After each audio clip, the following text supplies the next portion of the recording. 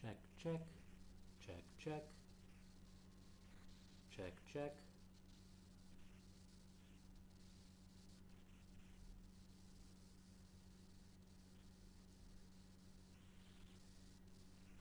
Check, check.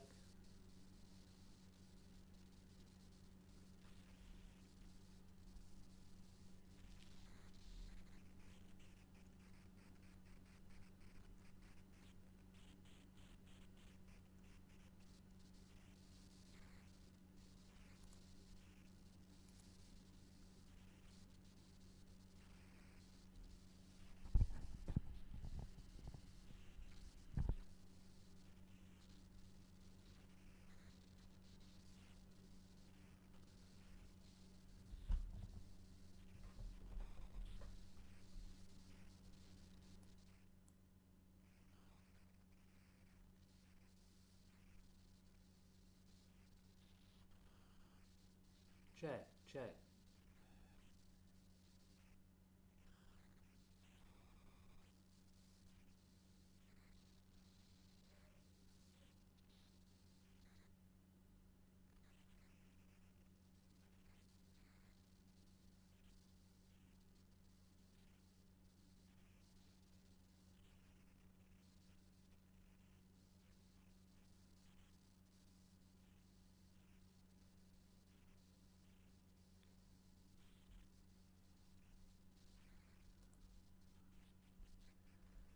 Good afternoon, everyone. We're glad you can join us for our Facebook Live Bible study here. We are now ready to go.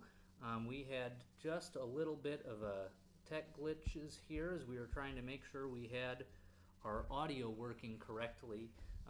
Last week I saw that our audio was not so good, so hopefully this is a little bit better for everyone. As we get people joining in with us here, we're glad to have you guys with us today as we begin this Bible study. Feel free to check in and let us know that you're here so that I can see who's studying along with us. We welcome you all.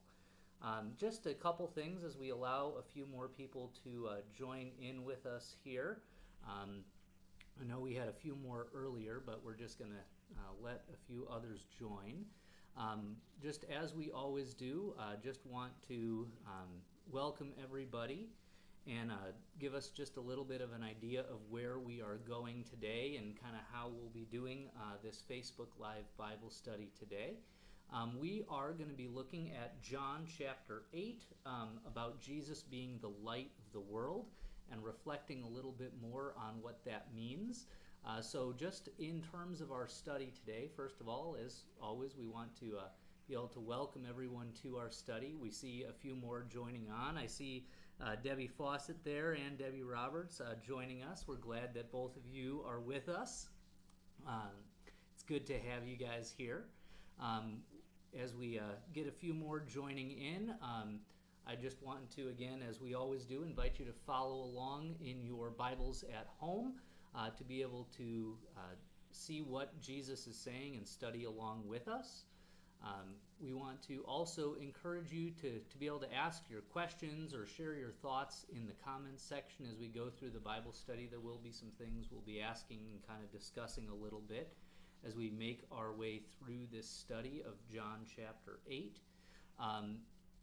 And again, I would invite you, just as we're getting others tuned in, a chance to have you read ahead for next week's session on Jesus as the bread of life from John chapter 6, verses 22 through 59. I know that's a long chunk of text, but we aren't going to be diving into all of that, but that would be some good maybe pre-reading for you as we prepare to kind of focus in and narrow in on some of that for ourselves next week. It's good to see. I just saw Darcy is watching with us also, and we're glad that you're able to join us, Darcy, for this study that we have.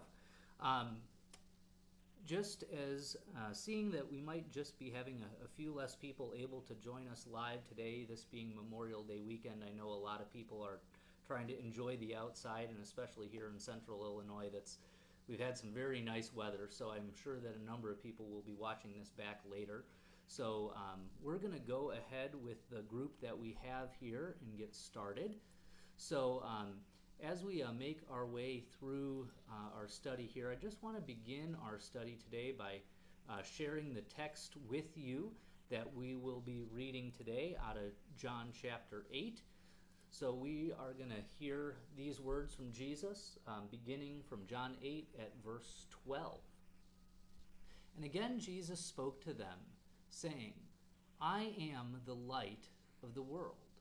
Whoever follows me will not walk in darkness, but will have the light of life. So the Pharisees said to him, You are bearing witness about yourself. Your testimony is not true. But Jesus answered, Even if I do bear witness about myself, my testimony is true. For I know where I came from, and I know where I am going. But you do not know where I come from or where I am going.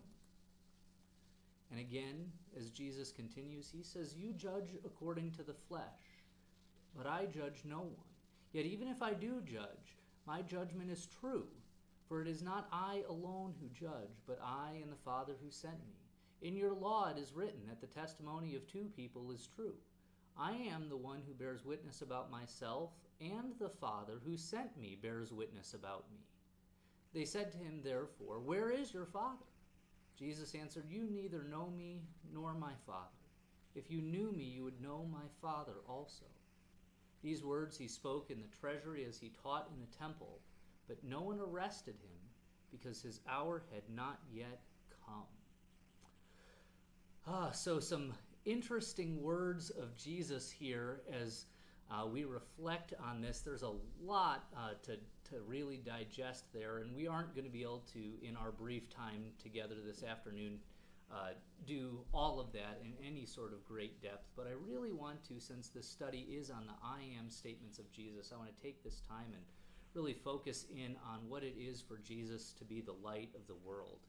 For those of you who've been with us a number of weeks, you know that one of the things that we always do during this study is to be able to take a look at the context we have and want to be able to make sure that even as you're reading passages at home, you have some good things to be able to, tools to help you as you're reading on your own. So we always do those 5 questions, those 5 W questions as we make our way through our study, the who, what, where, why, when, etc. of the text. So in answering those questions for our passage today, we have the who, we have Jesus, we have the Pharisees, and we have the people.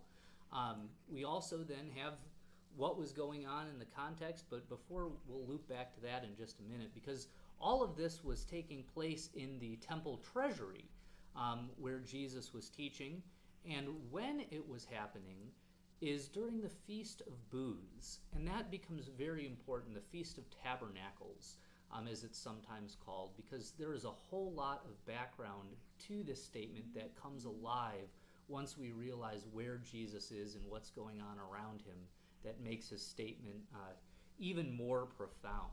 So we see Jesus here refuting the Pharisees as they are saying that he cannot give this credible witness.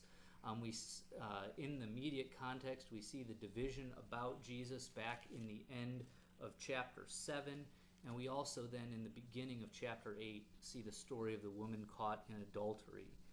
So we would keep all of that in mind as we go. As we make our way then, just with those kind of facts in the back of our head, we want to explore the Old Testament context kind of as our next point of reference, because when Jesus makes this statement about being the light of the world, there is so much that those original hearers would have in their head that sometimes we might miss as Christians today. So just as we transition into that for a moment, we're going to realize and we're going to see how throughout all of the Old Testament there's this great imagery of light. Light and darkness was not something that would have been unfamiliar to the Jewish hearers at the time when Jesus spoke this. It would have also not been unfamiliar to people from other religious backgrounds who might have been in Jerusalem at the time and would hear word about this. statement of Jesus. We know that already in the Gospels that a number of people have been very intrigued by who this Jesus guy is, and so we'll see even more of that as we go.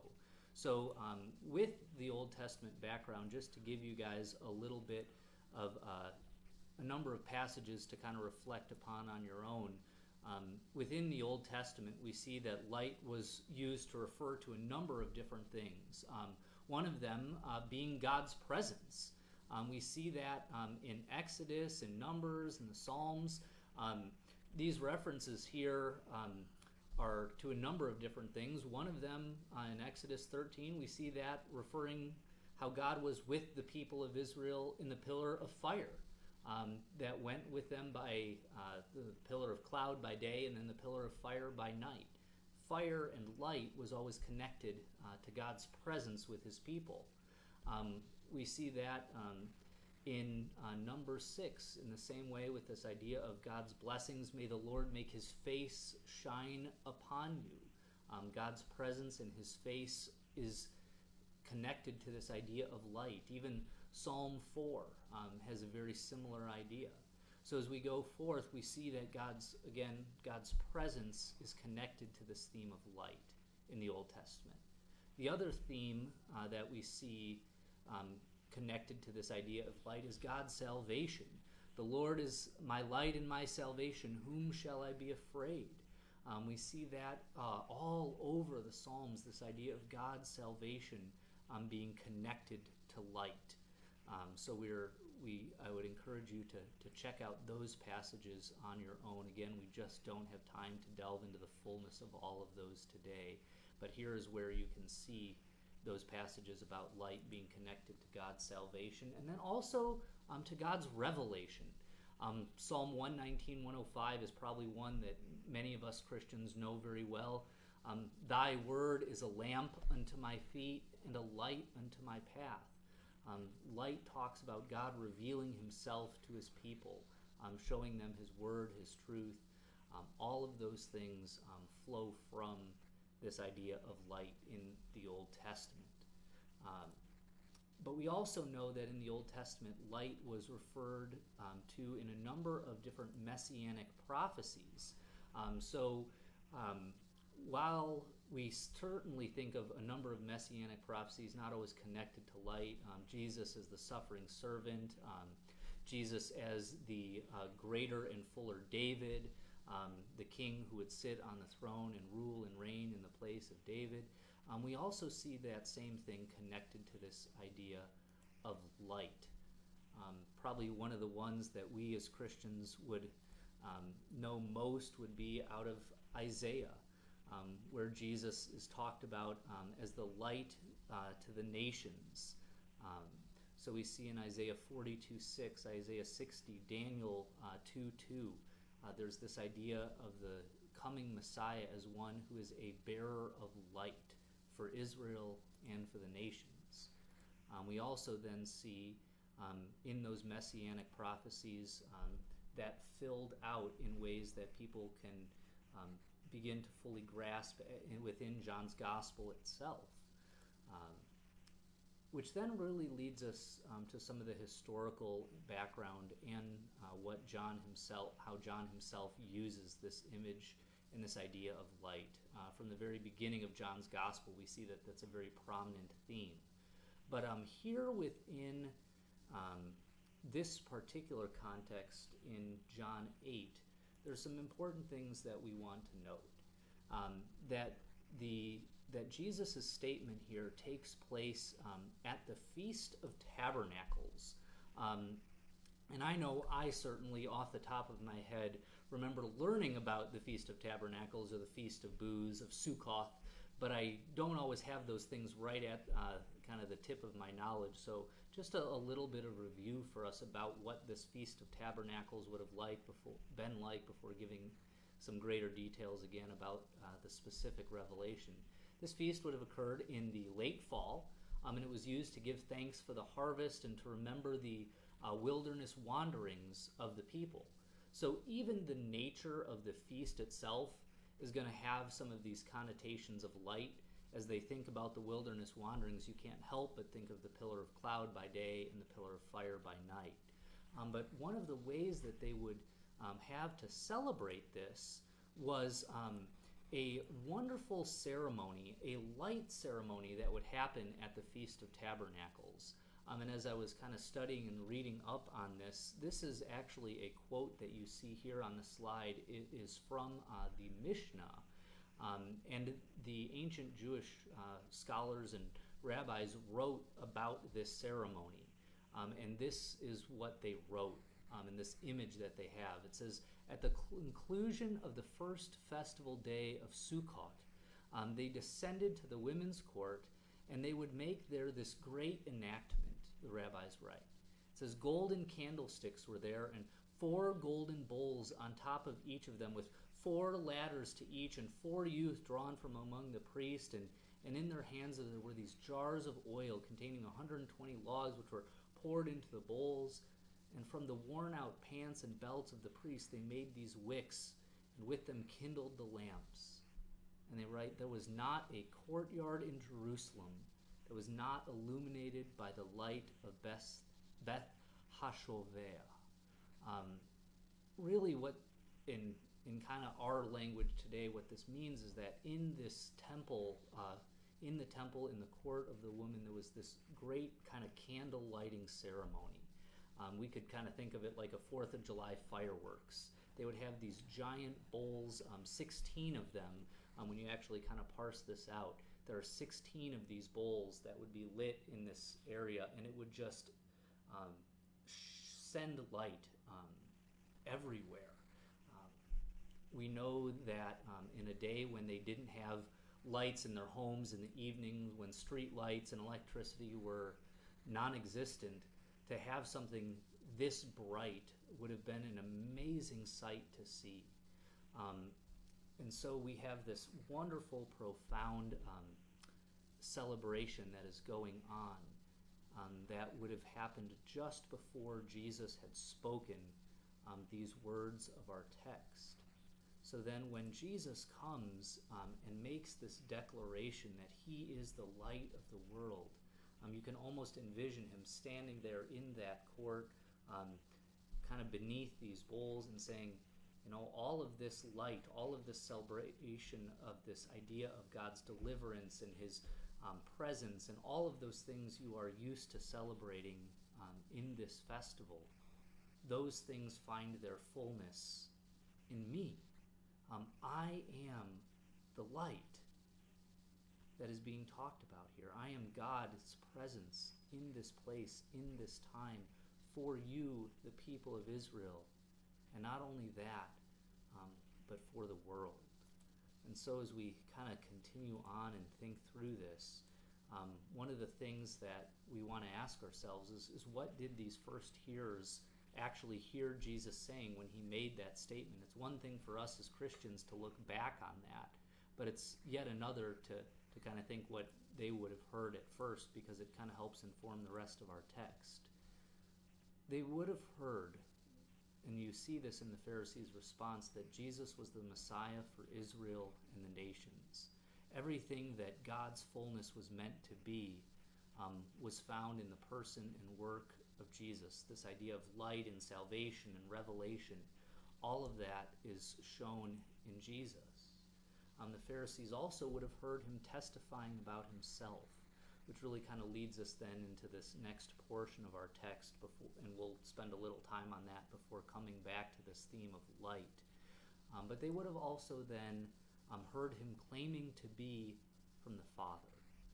As we go back to the text, we can certainly see that claim. So for you guys who have your Bibles out at home, we know that after Jesus makes this claim that he is the light of the world, that he is the light for the nations, the fullness of all God had prophesied and was in the Old Testament in a human body, God incarnate. We see them saying, the Pharisees saying, well, you're bearing witness about yourself, so your testimony is not true. We then know then, as Jesus continues, he responds by saying, even if I do bear witness about myself, and he'll go on to say, it's not just me, But even if that were true, my testimony is true because I am a credible source here. I know where I came from. I know where I'm going. I know that I have left heaven and came to this earth. I know that I'm going to the cross and back to the right hand of the Father, again connecting to us here as we celebrate Ascension Day. But he says, you Pharisees, you don't know where I've come from. You don't know where I'm going. You don't even have a clue of all of this. You think I'm some mere human rabbi like the rest. But he says, even you guys judge according to the flesh. You look at me with earthly wisdom and earthly eyes, but I judge no one. And even if I do judge, my judgment is true. For I am not alone who judge, but where he ties this together, claiming to be from the Father. He says, I am the one who bears witness about myself, and the Father also bears witness about me. He says, even according to your own standards, if two people bear witness, then what they say must be true. And he says, I bear witness that I am the light of the world, and my Father bears witness that I am the light of the world. And again, the Pharisees don't understand, so they ask him, where is your Father? And he says, well, again, you don't believe. So even if I were to tell you that I am from your Father in heaven, you would not believe. Again, some very harsh words for the Pharisees, but for us who hear and believe, these are some very powerful things. So again, as we kind of reflect on this, I found myself asking, as I thought about the response to the Pharisees, is thinking about a time when we've maybe missed what God is saying to us. There have been so many times in my own life even where, as I reflect on what God has said to us in the Scriptures, so many times we miss the point of what he's saying, the point of what he's getting at. We know that Jesus has told us time and time again that his words are true, and yet a lot of times in the midst of very difficult situations, even in the midst of daily life, we don't always understand that fully, nor do we always want to understand it. When Jesus tells us certain things, a lot of times we say, no, Jesus, I kind of want to go my own way. I want to do my own thing. Gosh, the examples are endless in that as you think about your life too. Times where Jesus has said, I want you to fear, love, and trust in me above all things, and say, no, God, I want to be in control. Especially right now, I think that's a big deal as we look at our lives and we want to have some sort of control or semblance, so we look to control our environment, we look to control our response, we look to control this, that, or the other thing, and yet we realize that ultimately God is in control. And sometimes we can make an idol of ourselves and wanting to be the one who ultimately has that authority. Other times we can make an idol and miss what God is saying in all kinds of other ways. But just a good question to maybe reflect on as we think about this idea of the Pharisees missing what Jesus says. But then as we come back to ourselves, because we're drawing kind of near the end of our time here today, I do want to transition over and kind of say, not only do we think about what they should have heard and what the Pharisees did hear, but we should ask ourselves, what do we hear in light of what Jesus has told us? And as we think about what we hear, we want to hear clearly today that message that Jesus is our light. We know that so many times, as Jesus tells us, we walk in the darkness of sin. We want to hide our deeds. We want to hide our sins. We want to cover them up with the darkness. But Jesus says he is the light that shines into that darkness and fear and desperation, and he brings the light of his salvation. As we think about what it is for Jesus to be the world's light, we realize that he is God as a human being, fully present, the incarnate Son, God's presence here with us on earth. He is the light of the world, the pillar of cloud with us today. We know that he's the light that drives out the darkness, the salvation that we need. I think I've mentioned this before to some of you, but as a kid, I struggled a little bit with being afraid of the dark. And the dark always felt as if it were this very evil kind of thing. It was something to be afraid of. There was an uncertainty and an unknown in the darkness. Who knows what was hiding under my bed or what that noise was in my closet across the room.